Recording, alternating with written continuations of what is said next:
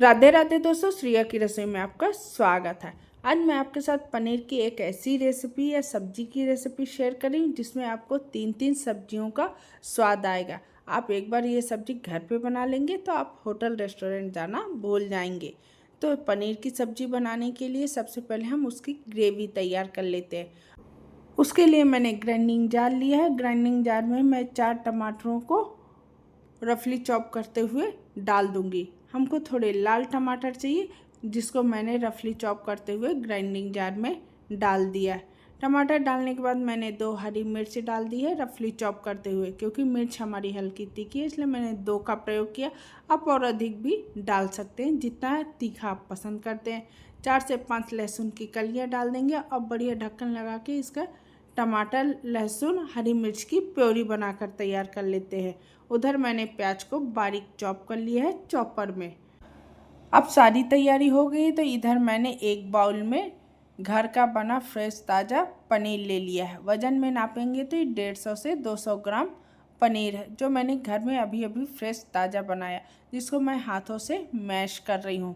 अगर आप मार्केट का पनीर लेते हैं तो उसको आप कद्दूकस कर लीजिएगा बारीक वाले ग्रेटर से, जिससे उसमें कोई लम्स गुठली बिल्कुल ना रहे। घर के ताज़े पनीर को हाथों से मैश करेंगे तो आसानी से मैश हो जाता है, इसमें कोई लम्स गुठली नहीं रह जाती। अब इसमें हम डाल देंगे 2 मीडियम साइज के उबले हुए आलू, जिनको मैंने उबाल कर छील कर ठंडा कर लिया। उसको बारीक वाले ग्रेटर से मैं ग्रेट करके डाल दूंगी, जिससे हमारे पनीर में बहुत अच्छा बाइंडिंग का भी काम करेगा और एक सब्जी में हमारे 3 सब्जियों का स्वाद आएगा, जिसमें पनीर टिक्का मसाला, पनीर दो प्याजा और पनीर कोफ्ते की सब्जी का स्वाद आता है। तो इस तरह से आलू को हम अच्छे से ग्रेट कर लेते हैं। मैंने 2 छोटे साइज के आलू लिए हैं। आप आलू की क्वांटिटी कम भी कर सकते हैं। इस तरह से देखिए हमने आलूओं को अच्छे से ग्रेट कर लिया है। ग्रेटर से ग्रेट करना बहुत ज़रूरी है, नहीं तो इसमें लम्स गुठलियाँ रह जाएंगी, जिससे हमारे क्या है पनीर टिक्का की सब्ज़ी अच्छी नहीं बनेगी। अब इसमें 2.5 टेबल स्पून डाल देंगे कॉर्नफ्लावर या चावल का आटा। मैंने चावल के आटे का यूज़ किया है, आप कॉर्नफ्लावर अरारोट भी डाल सकते हैं। 2.5 टेबल स्पून डालने के बाद इसमें हम 1/2 tablespoon green chilli flakes डाल देंगे। आप चाहें तो रेड चिली फ्लेक्स का भी प्रयोग कर सकते हैं, जो आपके पास हो। आप चाहें हरी मिर्च को भी बारीक काट के डाल सकते हैं। थोड़ी बारीक कटी हुई धनिया पत्ती डाल देंगे। 1/4 टेबल स्पून नमक या स्वाद के अनुसार नमक डाल देंगे। नमक हमको कम ही डालना है। उसके बाद हमने एक बारीक कटी हुई प्याज को भी डाल दिया। सारी चीज़ों को हम अच्छे से मिक्स करते हुए डोर फॉर्म पे ले आएंगे। पानी का प्रयोग हमको बिल्कुल भी नहीं करना, क्योंकि आलू में भी मॉइस्चर होता है, पनीर में भी होता है, तो डोर फॉर्म पे आसानी से आ जाएगा। इस तरह से देखिए कितना बढ़िया ये डोर फॉर्म पे आ चुका है बिना पानी का यूज़ किए हुए। इसको हम डोर फॉर्म पे अच्छे से कर लेते हैं मसलते हुए। अब हमने पनीर आलू को एकदम डोर फॉर्म पे ले आए हैं, तो अब हाथों को क्लीन करने के बाद एक प्लेट मैंने ले लिए और छोटे छोटे पेड़े नुमा शेप की लोई ले लेंगे और उसको कट करके पेड़े नुमा शेप दे देंगे और हल्का चपटा करके चारों साइड से हम दबाते हुए स्क्वायर शेप दे देंगे। जिस तरह से हम पनीर को कट करते हैं ना, वैसे ही शेप मैंने इसमें दिया है। आप चाहें तो अंडाकार भी दे सकते हैं, लंबा भी दे सकते हैं, जो शेप आपको पसंद हो। तो इस तरह से दूसरा हमने लोई ली, उसको पेड़े नुमा शेप दिया और हथेली से हल्का चपटा कर देंगे। फिर साइड साइड कॉर्नर कॉर्नर से हम इसको दबाते हुए प्रेस करते हुए स्क्वायर शेप दे देंगे। शेप आप अपने अनुसार दे सकते हैं, गोल स्क्वायर जैसा आपको पसंद आए। मुझे ये शेप बहुत पसंद आते हैं, तो मेरे बच्चों को भी स्क्वायर शेप बहुत पसंद आते हैं, तो मैंने यही शेप बनाई है। और जब तक पनीर का मैं ये शेप बना रही हूँ तब तक मैं आपसे प्यारी सी विनती भी कर रही हूँ, रिक्वेस्ट करें, अगर आपको मेरा वीडियो ज़रा भी पसंद आता है तो वीडियो को लाइक कर दीजिएगा, शेयर कर दीजिएगा, सब्सक्राइब कर दीजिएगा। बेल आइकन दबाना बिल्कुल मत भूलिएगा, जिससे आने वाली वीडियो की नोटिफिकेशन आपको सबसे पहले मिल जाएगी। आप वीडियो बहुत देखते हैं बट लाइक सब्सक्राइब नहीं करते। जब तक आप लाइक सब्सक्राइब नहीं करेंगे तो हमको कैसे पता चलेगा कि वीडियो आपको कितना पसंद आ रहा है। इधर देखिए हमने सारे पनीर के स्क्वायर शेप के टिक्के बनाकर रख दिए। इधर मैंने एक बाउल में 3 से 4 टेबल स्पून फ्रेश ताज़ा दही ले लिया। दही हमको खट्टा बिल्कुल नहीं लेना है, फ्रेश ताज़ा ही लेना है। दही को अच्छे से स्पून से मैंने फेंट लिया। उसके बाद उसमें हमने कुछ बेसिक से मसाले डाल दिए हैं, जिसमें हाफ टेबल स्पून हल्दी पाउडर, 1 से 1.5 टेबल स्पून धनिया पाउडर, हाफ टेबल स्पून गरम मसाला, 1 टेबल स्पून कश्मीरी लाल मिर्च पाउडर। मेरा स्पून छोटा है इसलिए मैंने सबकी क्वांटिटी थोड़ी अधिक भी रखी है।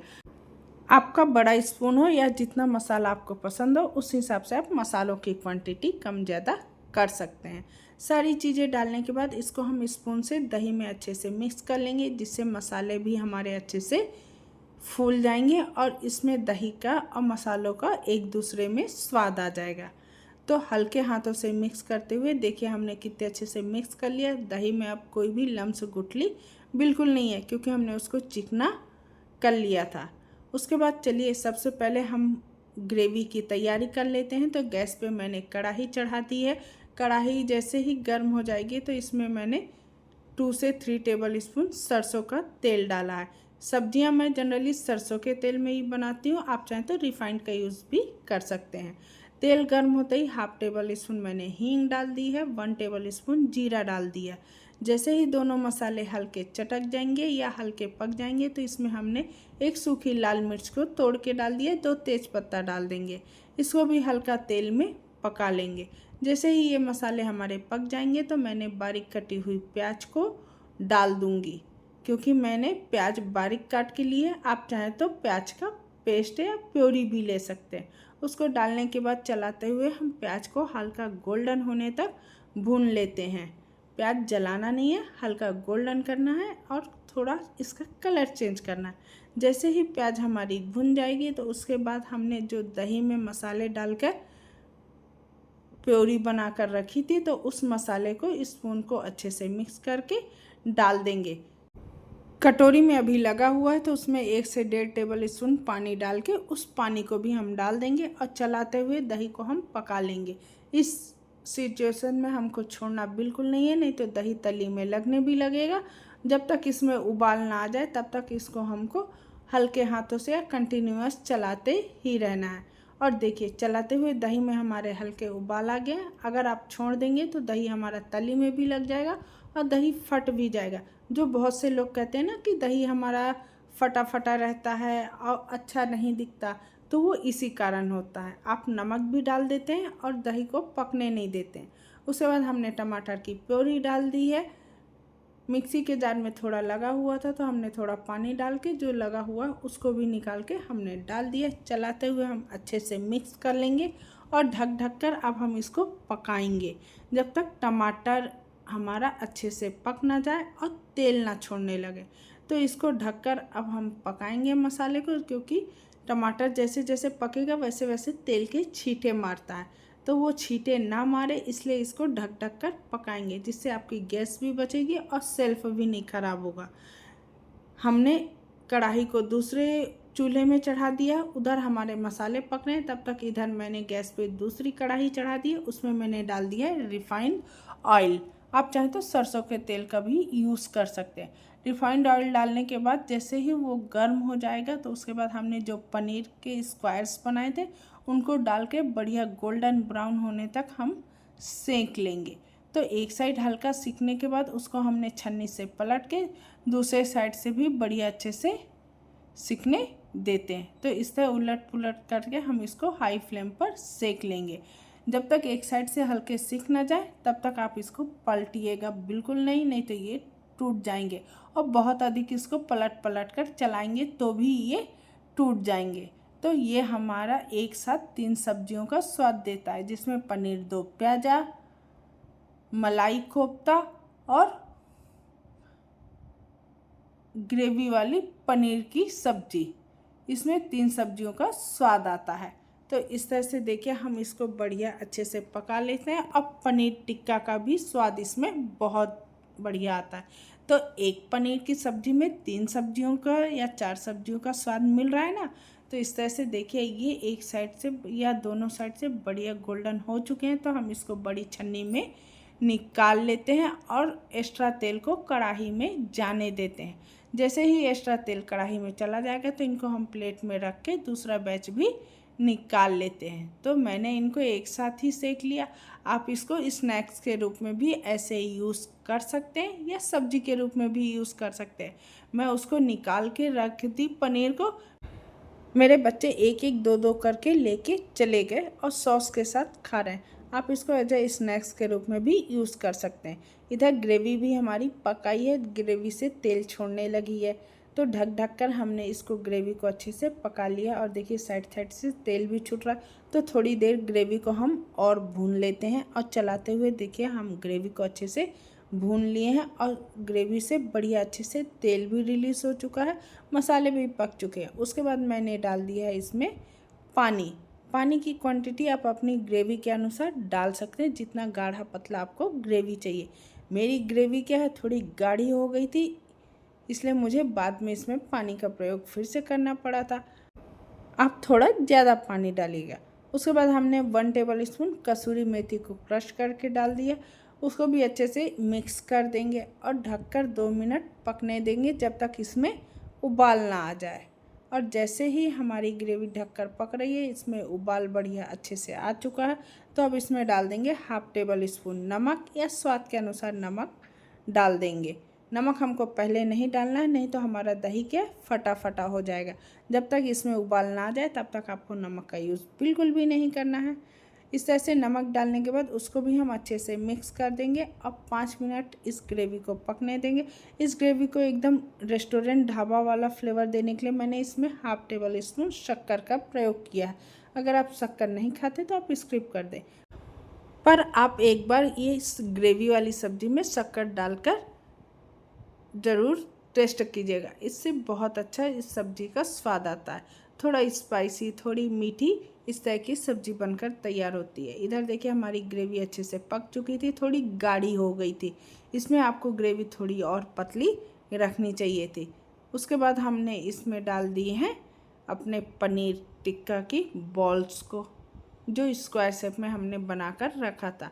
इसको डालने के बाद ढककर हमको 5 मिनट पकाना है लो फ्लेम पर। बहुत अधिक नहीं पकाना, नहीं तो हमारी पनीर क्या है सॉफ्ट होके गल जाएगी।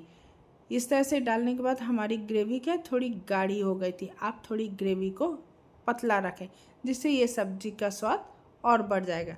ढककर लो फ्लेम पर मैंने 5 मिनट पका लिया और देखिए ये सब्ज़ी कितनी बढ़िया स्वादिष्ट बनकर तैयार हो गई थी। ठंडी होने पे ये और गाढ़ी हो जाएगी, इसलिए थोड़ी ग्रेवी को आप पतली रखिएगा। उसके ऊपर से हमने धनिया पत्ती से गार्निश कर दी है। सब्जी बनकर बिल्कुल तैयार हो गई है। अब इसको ढककर 5 मिनट के लिए इसी कढ़ाई में छोड़ देते हैं, जिससे सब्जी में मसालों का फ्लेवर बड़े अच्छे से आ जाए। तो ढककर हमने इसको 5 मिनट छोड़ दिया था। उसके बाद अब हमने इसको 5 मिनट बाद निकाला है और देखिए ठंडी होने पे हल्की हमारी क्या है सब्जी गाढ़ी हो गई थी। तो इसलिए इसमें थोड़ी सी ग्रेवी की मात्रा आपको अधिक रखनी चाहिए। मैंने बाद में इसमें हल्का गर्म पानी डाल के ग्रेवी को थोड़ा पतला कर लिया था। और पनीर की ये सब्ज़ी देखने में जितनी स्वादिष्ट लग रही ना, खाने में उससे भी बहुत अधिक स्वादिष्ट लग रही थी। इस सब्ज़ी को मैंने लहसुनिया बटर लच्छा पराठा के साथ सर्व किया था और देखिए कितनी लाजवाब ये सब्ज़ी बनकर तैयार हुई है। आप ऊपर से धनिया पत्ती की गार्निश कर भी सकते हैं। मैंने एक पनीर के स्क्वायर्स को उठाया, उसको कट करके दिखा रही हूँ कितने सॉफ्ट मुलायम बने हैं ये पनीर के हमारे स्क्वायर्स। किसी को पता नहीं चलेगा कि एक ही रेसिपी में, एक ही सब्जी में 3-3, 4-4 सब्जियों का स्वाद आ रहा है। अगर आपको ये पनीर की सब्जी की रेसिपी ज़रा भी पसंद आती है ढाबा होटल रेस्टोरेंट वाली, तो आप वीडियो को लाइक कर दीजिएगा, शेयर कर दीजिएगा, सब्सक्राइब कर दीजिएगा। बेल आइकन दबाना बिल्कुल मत भूलिएगा, जिससे आने वाली वीडियो की नोटिफिकेशन आपको सबसे पहले मिल जाएगी। कमेंट बॉक्स में लिखना बिल्कुल मत भूलिएगा कि पनीर की ये सब्जी की रेसिपी कैसे लगी। धन्यवाद।